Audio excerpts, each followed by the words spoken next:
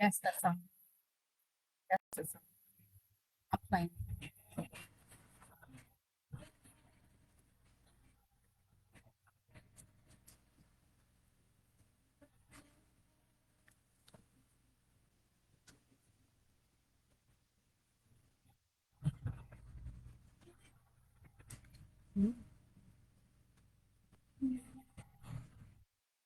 Welcome in.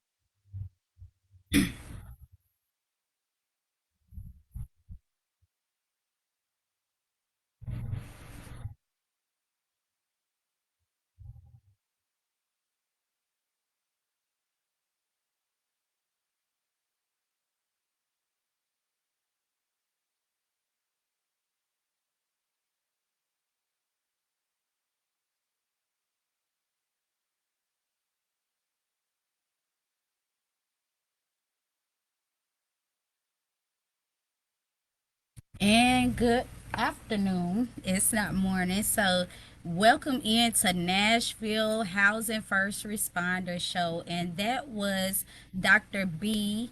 Malika Rumala. And that was her song, It's Deeper Than Hair. And it's talking about how social justice and just housing discrimination and all the things are present in our atmosphere, and we just love to lead off with that song. She's a good international friend of ours, and you'll be hearing that as our intro coming in to Nashville Housing First Responders. And as you heard in the intro, is three of us. Miss April Burns Norris is en route, and she'll be joining us here in a moment. But I just want to start off by saying what Nashville Housing First Responders is, and also intro each of the hosts that could tell a little bit about themselves. But myself, I'm Miss Kenita, the homeless CEO Patterson. Y'all see me all across Nashville, Davidson County. Um, doing anything related to housing disparities, especially for the people that are 0 to 30% income, the forgotten people of Nashville. And most times, I'm gonna say that, and I have been in proximity to this. When we were pushed out of the city, we came back and worked in the city. So that's the case with so many people. They work very hard in the city and need help along the lines of being in stable housing. We should be able to have access at all times and the right to housing and safe, sanitary, and decent housing. Everybody should have the basic right for housing. So that's kind of my who I am. I know also I'm the Homeless Planning Council chair for the Continuum of Care for HUD here in Nashville, Tennessee. My role with that will be up in August, and then I'm also the Consumer Advisory Board chair for the COC as well. So, like I said, anything to do with housing, that's where we are, and we are trailblazers of that. Very deeply into the work and the pulse in the city regarding housing. So I'm gonna let Miss Charzetta, she is our wisdom on this show. She has done plenty of shows with us through I Have a Testimony and been a gracious host to us whenever we needed to get some word out into the community about the housing crisis is here in Nashville, Tennessee. So, without further ado, I'll go into Miss Charlesetta Hall, which is the executive producer and creator of I Have a Testimony, and she'll be joining us every show as one of the hosts as well. To give her perspective on housing and what's going on out in the community from a wisdom point of view. So, Miss Charlesetta. Well, thank you for letting me be a part of the show. As Kanithia said, I am the creator, executive producer of I Have a Testimony. Our testimonies can be personal, spiritual, it can be professional, whatever the situation is that one is going through. I like to deal with people on their level as what we can do to make things better in our lives, whether it's housing or being homelessness, dealing with that. And there's so many people that are homeless today that are staying with their parents, that are staying with friends and relatives. And that is a form Yes, of ma'am. homelessness. Yep. So that's why I'm so excited to be on the show with you all, to give a person that platform. So I just want you to know testimonies is your story. Whatever it is Yes. that you've been through in life, your testimony will help the next person. Yes. So I want you to feel free anytime you want to give a testimony with I Have a testimony. Because like I said, even though we do radio, we have the podcast. Yes. And on the podcast, we do interviews with people and their circumstances. So, whatever's going on in your life, that's what we're here about. I am here to assist. Yes, I ma'am. am a servant. I am needed in the community. Yes, I am ma'am. available. So I'm just happy to Wow. be here, and thank you, Kanithia, for bringing me on board Yes, and ma'am. understanding, because I know about it all. I know about the housing crisis. I've been that way before in my life, so I Yes, know how ma'am. it is. But growing up, we didn't have this like you have now. Yes, ma'am. So bringing That advocacy. awareness, Yep. right? Bringing this awareness to the community is very important. So I want you to know I appreciate you and I appreciate April Yes. and all that the two of you are doing. And it's been inspired for me that I can share it with somebody else. So Yes. just remember, if you have a testimony, contact Kanithia Patterson or Charles at Hall Yes. or even April. I said, because we can do a podcast and deal with your circumstances and things that you're going through. And if you're dealing in that area, let's talk about it. Yes. So I'm happy to be here today, Kanithia. Thank you for Thank giving you me as the well. opportunity to be here and talk with you all. Yeah, and when you talk about inspiring, Miss Charzetta, I just was telling somebody how you would inspire me by I Have a Testimony when you say that even an atheist can come and tell their That's right. testimony. That's right. Because when you think about it, that's how we should be Christ-like. Anybody can come to the feet of Christ, and then Yes. being compassionate, being transparent, and I'm a person of no harm to people. Um, so that's how you should treat people with That's how you should compassion. treat people, and you have to listen to people. Yep. So listening to people give their testimonies mean everything to me. Yes, Like I ma'am. said, whether it's professional or personal or whatever you're going through in life, feel free to say it. Yep. I just don't identify with certain people. I identify with everybody because Amen. everybody has a voice. That's huge. That's huge, Miss Everybody Charzetta, has a because you voice. have people that will try to silence you out Yes, there, and yes. know what you feel and are going through That's matters. right. We had a guest today, but there are technical difficulties with the phone line, so she's not Right. able to call in, and we'll have to figure out how to get her added to the live. I don't want to bother it right now and make it crash. Right, right. So that, and I wanted to go back to what you said also, Miss Charzette, about like having to stay with family.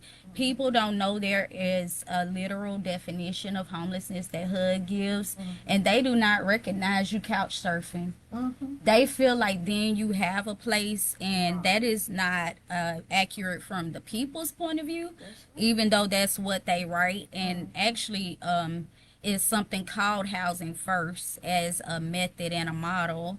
And that's kind of a play on words what the title of this is, but we are literally housing first responders because we're the people without any commercial or anything. The people find us in the community, and then they whatever they need help with. One misconception is that we find housing for people. We are in more so the prevention space. Right. And that is the first step in housing first is prevention. And then you don't end up having people staying with family if we could find out how to get ahead of things for each individual that comes through. And that is something that's called critical time intervention as well. So Right. that's what this show is about, is public education. We are going to be educating people along the way each time, even if you hear our stories from ourselves. And the unique perspective to that in telling our own stories is we are the advocates, so there is no one above that to advocate for us. So when that happens, you kind of get into situations like I just had put something earlier on my social media, and and that's a part of the testimonies too, right? Because when you're able to speak out and be transparent, then it helps the next person. Your testimonies are a counsel and pleasing to God. Counsel to other people and pleasing to God is what it is. So that's why I speak out. People get upset with me speaking out, but I'm in that vulnerable space to be able to be that voice for others. Just as I did not have anybody to be the voice for myself, and I know that's the same case for Miss April. Yeah, oh, yeah. Sounds like she's coming in, so we're still gonna be, kind of talking while she gets settled and in here, so she could tell you way more about Community Bridges Incorporated and herself and how she got into it, and I'll kind of go into that as well. But we want to intro. She walking in like a queen. Come on in here, queen. Oh, yeah, Miss April. Yes, we've been waiting on you, honey. So just your intro and tell us about Community Bridges. You're the only host they hadn't met yet. Okay. My apologies for the It's late okay. entrance. Community Bridges was an organization that I started back in 2019. It was started during my own episode of homelessness that was caused by a retaliatory eviction. I was evicted in retaliation for reporting codes violations. And I realized that when I started reaching out to agencies within the community that were there to help, no one seemed to be able to help me. And so I just realized that that was something that was missing. And I wanted to be able to help bridge the gap between people and the programs that are here to help us. And a lot of us are unaware how to access programs or how to be Wow. approved. And we just want to kind of be that missing link. So that was what where Community Bridges was started from. So on top of that, we also do eviction prevention services, just every and anything to keep people housed. Because instead of trying to create more housing, I think the goal should be to keep people housed in the Amen. housing that they have. So Wow. And April, you have no idea unless you was listening in the car on the way. But I just said the same thing, the exact same thing. So that's how the Holy Spirit flows around us. And we actually won an award from Self Made. I don't know if people, you could go look up what Self Made is, but we won the Dynamic Duo Award. And that is a true testament to the work because, like I said, above us, we didn't have any advocates. And so, like, when we have a situation, we kind of cross advocate for each other, but it's no other person that can be well versed as we are, in the housing realm because of the housing disparities we've lived through, and that's our expertise. And it's actually an enhanced asset, is what it is what I call it. So, the fact that she came right in and flowed right into what I was saying exactly is says a lot. And we were talking about needing access and social justice, food insecurity. People don't realize that couch surfing is not recognized as a form of homelessness, but it is totally. I was in a situation the last time we were homeless. It was like we were living out in the elements, and habitability was not up to par. And I had a social worker, like you said, when you're attaining those services, it should be a component of compassion there, and that is missing. And I believe that's because people are overcapacitated because of the number of cases they have. So you then become less than a number. And so how can you keep up with the people if you have 90 people on your caseload? You can't you can't help the one person for the time lapsing, and you got everybody all mixed up. So those caseloads should not be that big, for one. For two, when I was in that situation, what was told to me, the kids had to be virtual because it was the pandemic. And so I was told that if I didn't cut the camera on, they would be put in truancy, even though they were present. And I was telling them I was in an uninhabitable place, so therefore I couldn't cut my kids' camera on for, the sake of them not being embarrassed. And so that's another thing. The children. That's what we have been talking about at April and I, because we have children in that system that suffer greatly, but no one wants to hear that story and or pull together to make it work for them at base. It always feels like it's retaliatory when we speak out, and it makes our cases even there. I'd say the more difficult because we speak out, and that's not right. We're just telling the truth. We're not here to attack any humans. We're just speaking truth to power. So, I don't know. You got anything, Miss Charzette? I heard your wheels turning over there. When you was talking about Yes, kids ma'am. and everything, they're the ones that have to suffer too, as well as the Yeah. parent, because no parent wants to see their children without or go through something. You want your kids to come home from school and have a safe place to be. Yes. And a lot of times when you don't have that, it affects us in some type of way or another. The thing that I like about both you and April, you all are a voice for the silenced one. They don't say Yes.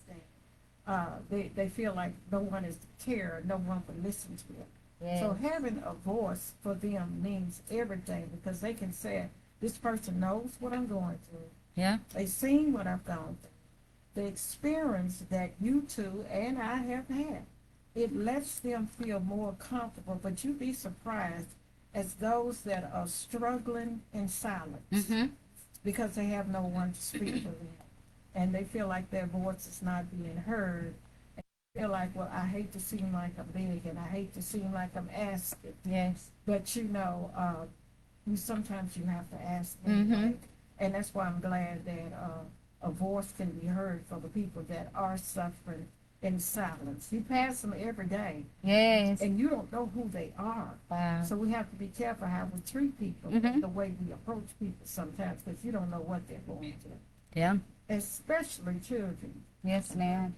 And when you said that, Miss Charzette, I heard that saying you could be entertaining angels unaware. because I'm the first one to be here to tell you, the houseless individuals I know are jewels. They are internationally renowned artists. They just actually did a radio show earlier where they're talking about our collective Nashville, Davidson County wide Voices of Resilience homeless choir that we've started. We're going to be doing auditions for that July the 5th.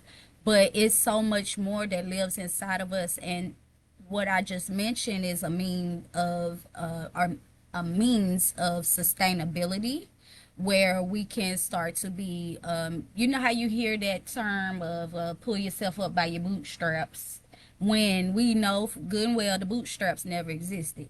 So we're looking at different ways to deploy ourselves out and use the talents that are there and show the beauty of who the people are. And like I was mentioning, the chair positions earlier, but I'm that chair that I literally will sit on the ground with the people, because they're the ones that are going through in this system that they get federal money in and all this stuff. It would not exist without those people. So how are we treating those people while they're going through what they're going through? And it's a access point that receives the money, that does not care for them very well. Not to say that they don't do things that are great, not what I'm saying, but I'm just saying, how are you treating the people along the way? What are the standards of care truly? So, and also I wanted to touch back on the kids. It's 4.5 thousand kids right now experiencing homelessness or housing instability within the Metro Nashville Davidson County school system. So that's just something to marinate on and think about how many children are affected right now. And actually, it's a bunch of services in the background that they should be able to access. I accidentally ran across some more today in a news article, but those are the things when I talk about transparency that as a chair I want in the forefront. I want resources to be accessible. I want them to be available throughout the entire county versus, how siloed they are. And people aren't able to access things. So I'll just kind of pause right there.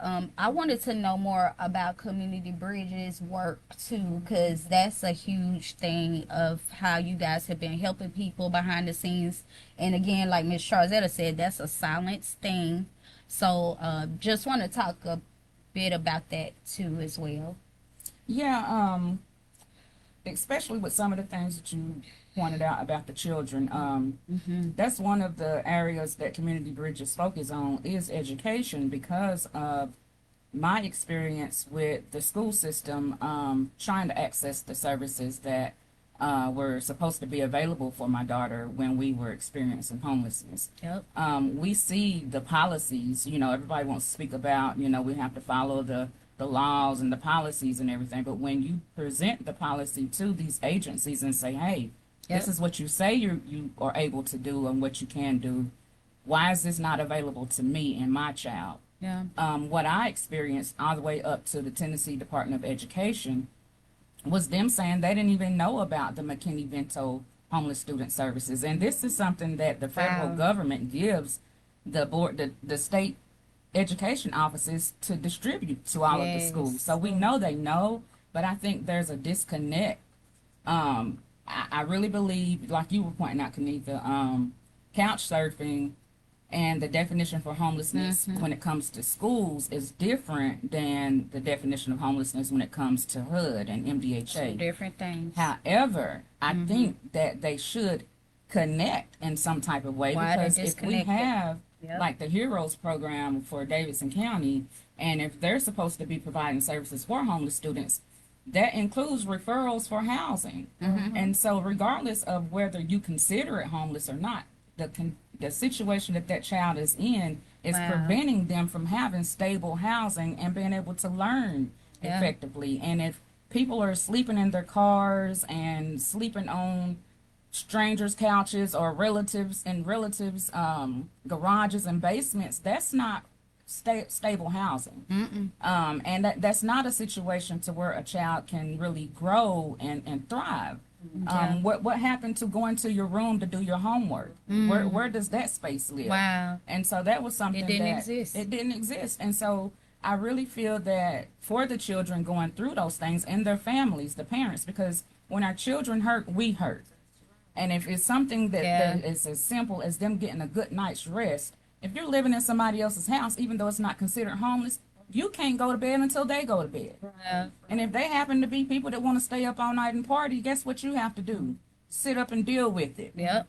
You And know, can't say nothing you about can't it. say nothing about it because Yep. that's not your house. And I don't think the housing authorities consider this when they say, well, you're not homeless because you're sleeping on somebody's couch. Right. Half the time you don't even get to sleep. You're Yeah. just there to stay out of the elements. You know? Yes. So Community Bridges not only addresses, keeping people housed, but we look at the Yes. other services that are not available for the children, for the people with disabilities, for the elderly people. There's so many different Categories. that Yeah. low income people are really falling between the cracks on, and we just want to be a source for people to come to so that they know they're not alone. Even when it comes to Social Security, your appeals for that, like a lot of times we'll get denied or terminated for something so simple. And it's just a matter of not understanding the language that they put in these documents. And they do that on purpose, in my opinion. Yes. And we're just here to try to help people in all of Yeah. those areas. So Wow. I'm going to Yeah. push pause and let you go. I get started and Because no, it's so serious, and it's the disconnect, and that's what our lived expertise is. We have a situation, I'm going to say it, where we are not paid for our expertise, and it is intentional. But we are doing the work in the background as a community inside of the COC and our Consumer Advisory Board. We are leaders. We're providing this public education. We are actively, working policies and advocating for people. And like I said, the Voices of Resilience Homeless Choir. So it's so many things that we are doing in the background where we just went ahead and went forth on our own. Not saying that those funds ain't owed, but I don't know. It just feels like it was all intentional to try to stop the work, but the work is going to go forth because we are working in kingdom and we are working for the people that have gone through things like us. And when you was talking about the categories, people don't think about men and domestic violence.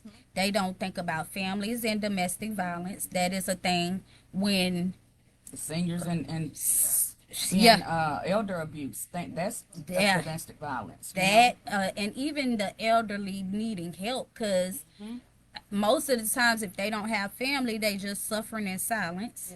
And then it was another one I was gonna say. Grandparents who not stopping you, but Yeah, that That and part too. reunification. That's exactly where I was going, like reunification. Because in our situation, when we were in Nashville, my son graduated from Cheatham High School, and he stayed up there with friends. So my kids was whole in another county while they was graduating and things of that nature, and they still did what they was supposed to do. But I know that had to be super hard. They never told me about how hard it was, but I know that wasn't easy for them.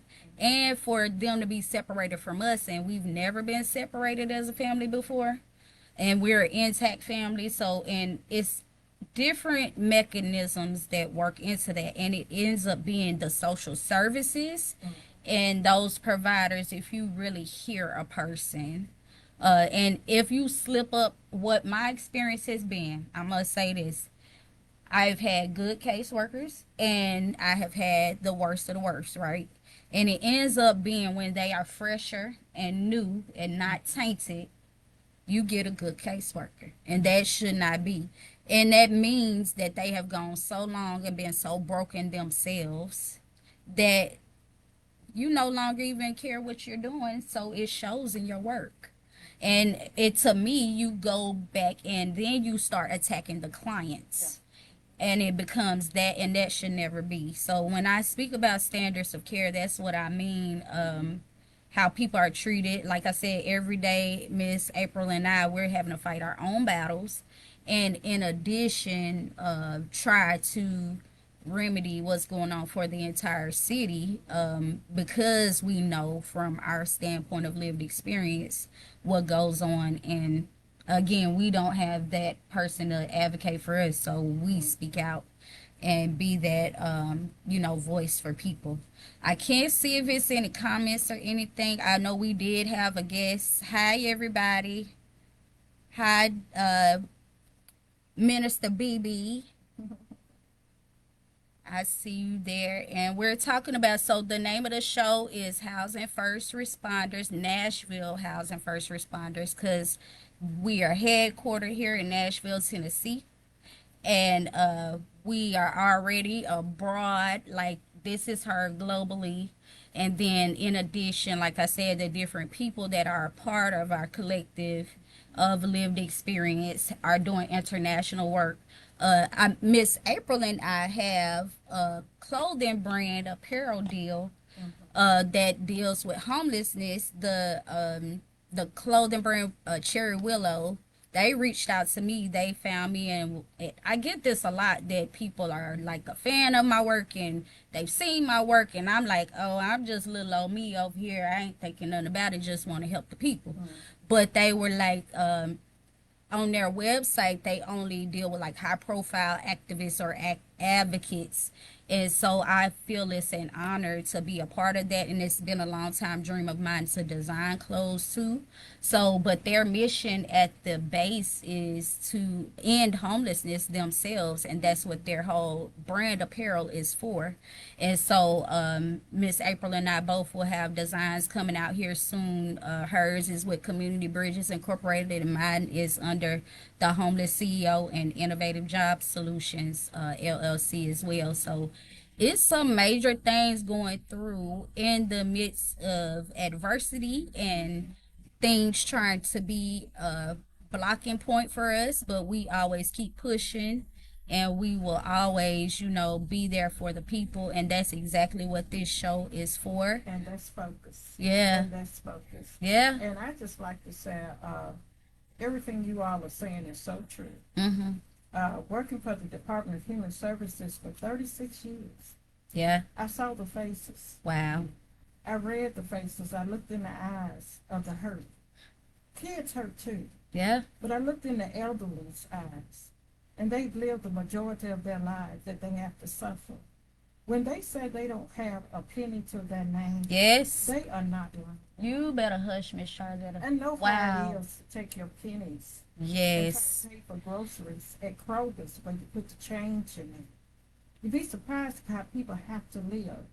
But like I said, working for the Department of Human Services humbled me. Yes, It ma'am. made me meek. It let me see what I also went through. But Yes, to see ma'am. the eyes of those that have gone through something, it's like they're lost, they're behind. It's like you want to forget about them. And a lot of times, we get to this point, we have to be there for the people. It's not about being paid. It's about hurt and helping the people that are hurting. People are hurting. But when you see it firsthand, and when a person said to me, I don't have a bottle of water to drink, Yes. I can testify to that. Yes. I can testify to say you don't have anything to eat, that you have to eat the same thing over and over and over again, because that's all you have is what you get from the food bank. Yes. The people are suffering. But what they really need is like what you all are doing. You become a voice for them. Yes, And ma'am. you're trying to reach out and help people. Because that's what it's all about. We have to help one another Yes, ma'am. any way that we can, any way possible. And to take ourselves out of it Mm. and understand it's not about us. Mhm. It's all about what's going on with someone else. Because if we just make it about us, nothing will accomplish. Yes, ma'am. So we have to have the mindset. We have to have the thought that we are servants. And that's why we're here. We all are on a journey. Yes, ma'am. Sometimes you might get tired, but you have to keep pushing because somebody's pushing for you. Mm-hmm. So a lot of people have to pull themselves up. Mm-hmm. It's not easy. Yes. It's not something you can just say, I'm going to do in one day. It's a process, Mm-hmm. and you have to stick to that process. Yes, ma'am. The process, and Miss Charzetta, I could say and be a testament that you were one of those good caseworkers that, especially in that realm, because you could sit on the phone for 8 hours, literally, or in the office when you try to go get benefits, lived experience, and it makes you want to give up just even waiting for an appointment or missing an appointment. And I just feel like, unfortunately, the system is set up that way, of course. And I'm glad you said that regarding like the pay and everything, because someone asked us that before. We were trying to get conflict resolution, and they said, well, if you're not getting paid, why don't you just stop doing what you're doing? No, because guess what? It's about the people That's first. at the end of the day.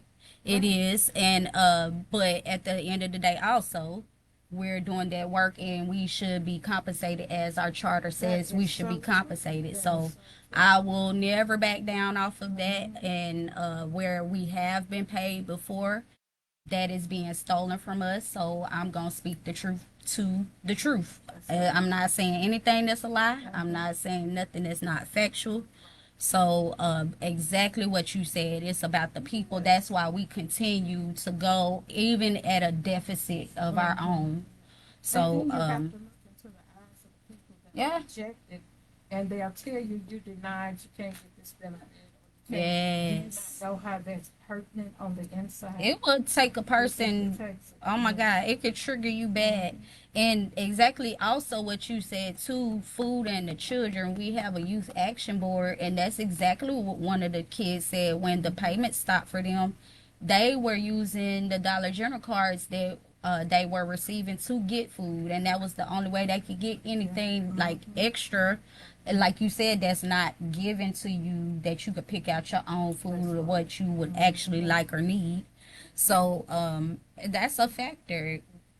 Like it's causing harm to not have that available for the people just off of a, whatever the case may be, why.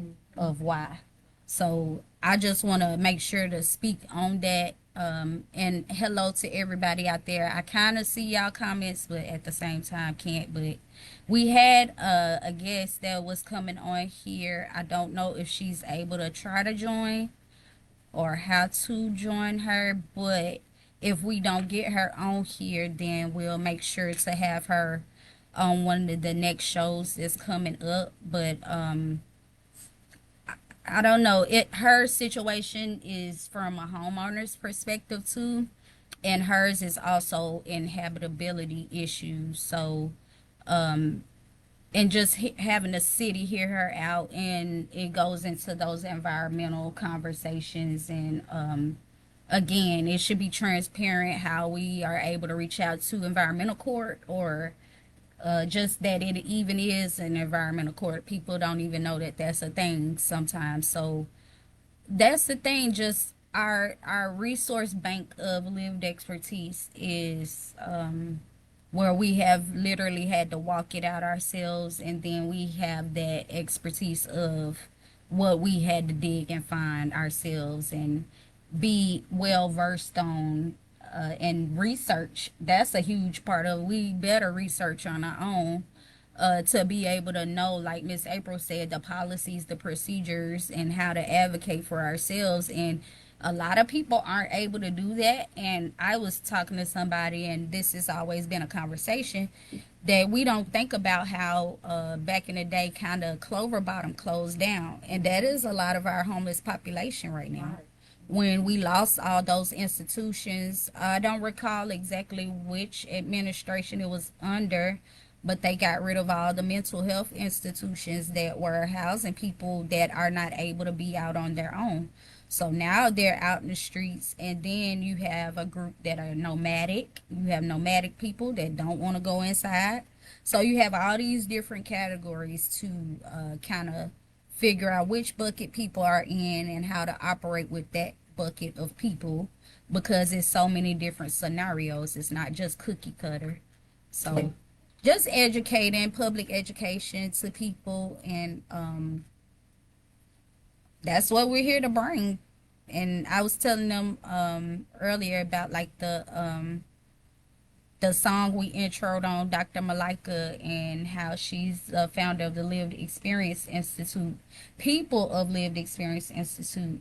And that's something huge to me and also global and just very phenomenal to meet fellow people that are lived expertise and they're doing that work largely, and it's such an inspiration to see and be a part of that collective of people, because I know for a long time it felt like it was just me and Miss April, and I think just starting out with that, and now in Nashville is so many other people that are doing the same thing and are being professionally developed, I think, even on their independent and alongside us as well.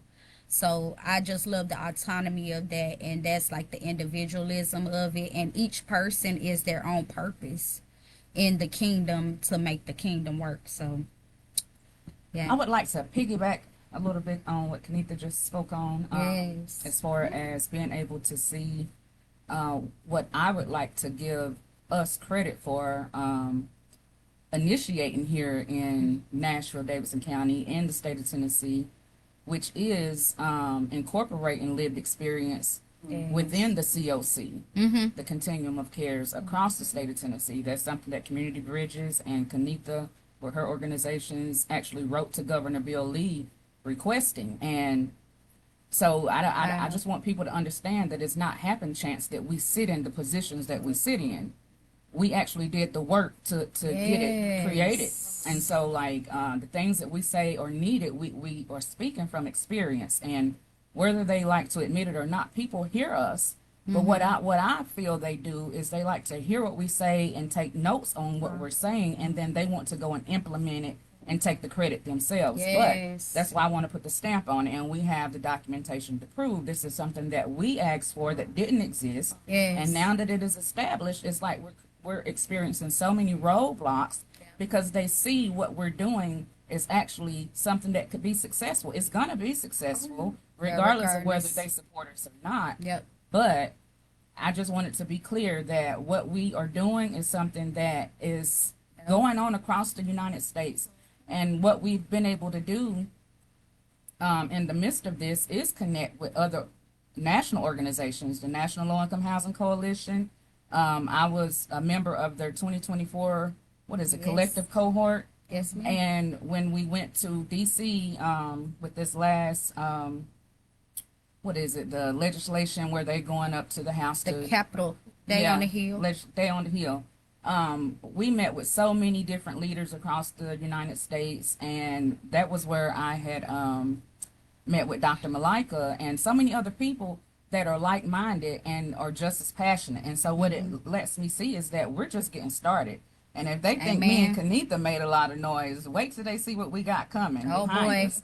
Yes, because that's what's been happening in the background. We had to get real quiet, and the things have been flowing in, and that's nothing but godsend. And yeah, all praises to the Most High, like You hear Miss me? April be saying. But like you 'Cause, said, sometimes you got to be quiet because when you Yeah. talk too much, that lets people know too much about what you're doing. Yes, that's what we don't learn.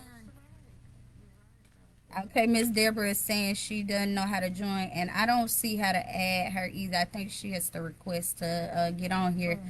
But Miss Deborah, we are going to get you in here as soon as possible, because your story is important and it matters to us. So we do want that to be told, even if we gotta come and do something there with you on site. We're gonna figure it out.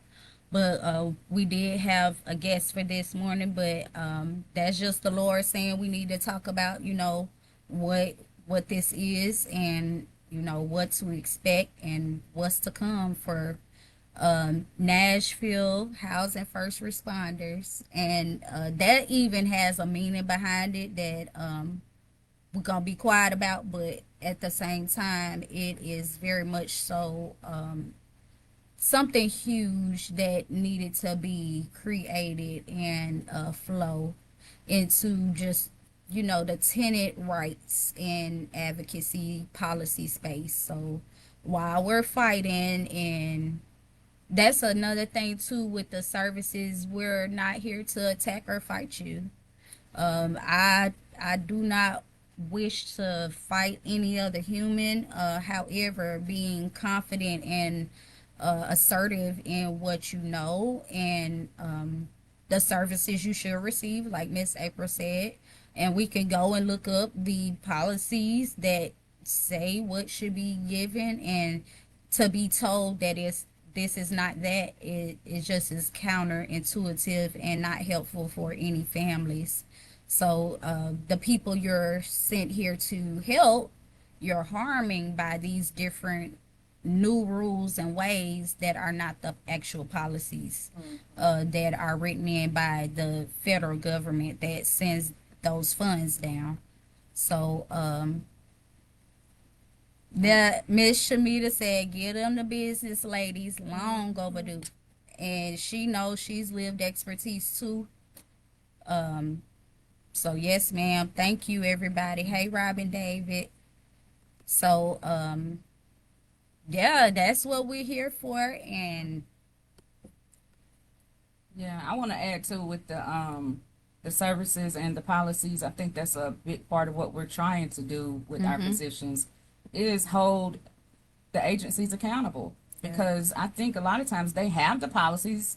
Half of them don't even read all of their policy. They don't even know what's in their policy manuals. Wow. But yeah, it's hard to hold people accountable if you don't know the policy. So yes. it's like when you're educating yourself, and then you're in the position like with me. I was able to, now I'm chairing the governance charter committee. So when Kanita speaks about the charter that states that we are to get paid, I can confirm that currently that's what the charter says. And so without us being in these positions, how would we know? They could tell us anything. We wouldn't know the difference. Yeah. You know, so I think it's really huge. And I don't think holding people accountable should be seen as an attack.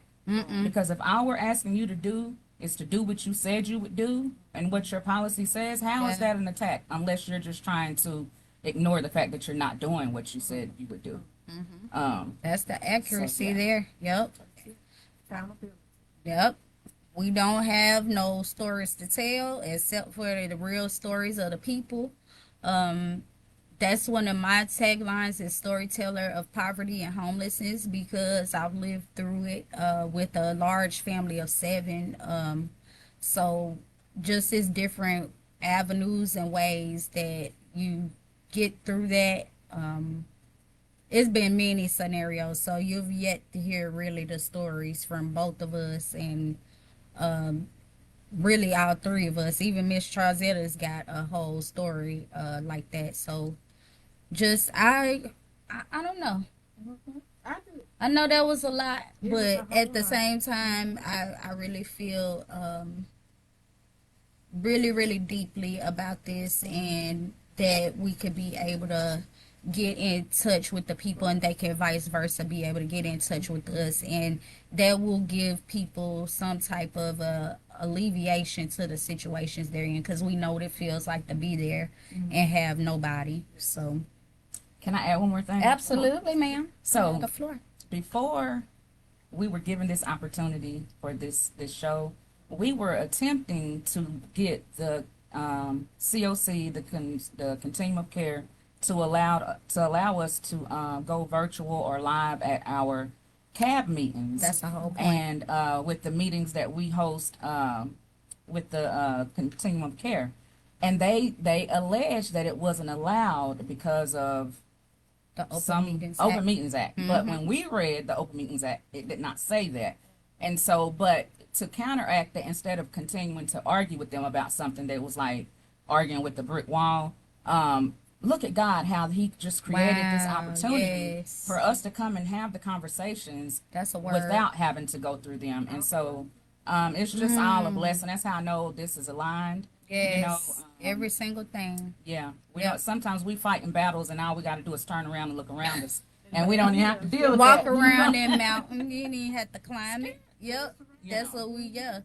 And so, and that's the case with everything. It's I said that too not long ago. The moment I let go, my hands from all of that things started to flow in like a flood, and that's what God would do. He'll lift up a standard, And beautiful. even when the enemy tries it, no weapon formed shall prosper.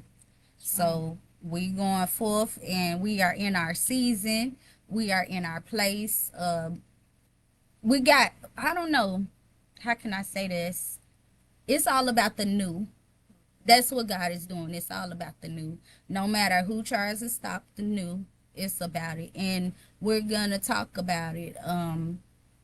No matter what has to be said, we're here to heal this system. And that's what Housing First Responders is about. It's about healing, not necessarily this system, because we could walk around that, right? But healing what is there to have safe, decent, sanitary housing that is a human right for all people. Everybody should be able to have a home that wants a home, because again, we have nomadic people that don't want to go in the house, so we should not force them in the house. Um, so I think Mr. Hyberg give me the eye, so that is the end of our show. Beautiful. I heard it. I heard it. But many blessings to everybody. Thank you to everybody that interacted with us. Even though I didn't get to see all your comments, we'll go back and speak to y'all after we end. But blessings, and we'll be back next Tuesday at 1 WVOL, the Mighty 147. I'm trying to get out the way to sign. See, we on live, so blessings, everyone.